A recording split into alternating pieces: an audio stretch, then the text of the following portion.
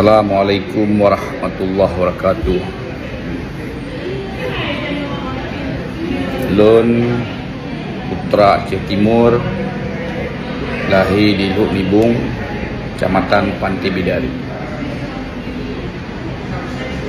Videonya ke Bang Fadlun Belanda yang ngeklaim Ron sebagai kabinet Walia Santiro pejuang Aceh Merdeka. Aduan long Bang Fadlun berbicara dengan sopan dan menaruh hormat kepada Ron selaku orang Aceh yang terus memperjuangkan hak-hak bangsa Aceh. Akan tetapi baru-barunya belum simak pembicaraan Ron yang kritik atau sampaikan tentang anak yatim yang bak pasentren Abia Jenib. Setelah long simak dan long dengar dengan teliti, bahasa Bang Fadlun hana pantas dan hana cocok perkataan Ronyo anak yatim yang nabak pesantren Abia Jenib nekaitkan dengan politik atau anak yatimnya akibat daripada korban-korban konflik. Menurut ulun tuan selaku urang Aceh dan selalu di Aceh dan lung juga ikut pernah berjuang mengangkat senjata bak masanya sekurang 8 sampai tahun 2002. Anak-anak yatim yang masanya ke jino kabih lahir.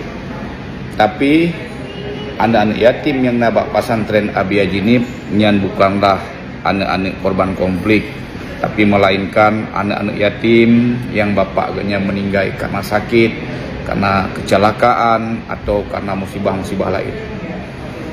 Jadi long harap Abang Fadlun tolong menjaga naridna. Abia Jenib ke uronyo panutan kamu. Beliau seorang ulama muda dan beliau juga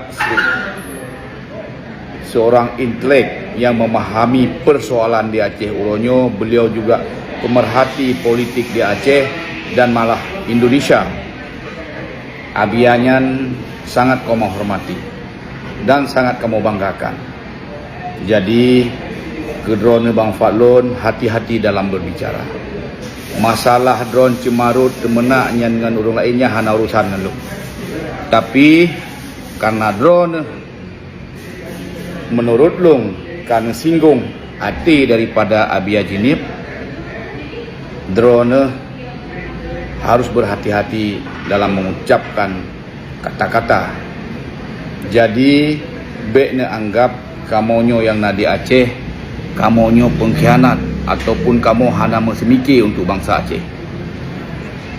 Pu yang kan pegahnya harus tanggung jawab. Kamu orang Aceh hana je menerimong pu yang pegah heron. Jadi lung harap sigatu pu yang kan ucapkannya drone harus melaki maah ba Abia. Kamu merasa sedih, merasa tersinggung atau ucapan drone anggap Abia kerjasama bersekongkol dengan pemerintah Republik. Kamonyo memang uro-uro selalu memantau drone, berbicara di TikTok, selalu ngehina-hina kamu yang di Aceh. Seolah-olah Acehnya memang ata urungci atau nek drone sagai. Kamonyo dari kakekmu, dari nek moyang kamu di Aceh Timur, pejuang untuk Nanggro Aceh. Malah orang Cik Ulun Tuan sendiri adalah seorang veteran yang gerebut kemerdekaan daripada Jepang pada tahun sebelum merdeka. Jadi Ron Nebek merasa si drone perjuang Aceh Merdeka, drone paling hebat, drone paling berbuat untuk Aceh. Berbuat untuk Aceh bukan hanya dengan berkoar-koar di media sosial orangnya, Menyodro ne memang pejuang ne wo Aceh. Ne pubut ke orang Aceh. Baik gaduh ne pesalah orang lang nangro, baik gaduh ne salah orang Aceh. Uronyo di luar nangro.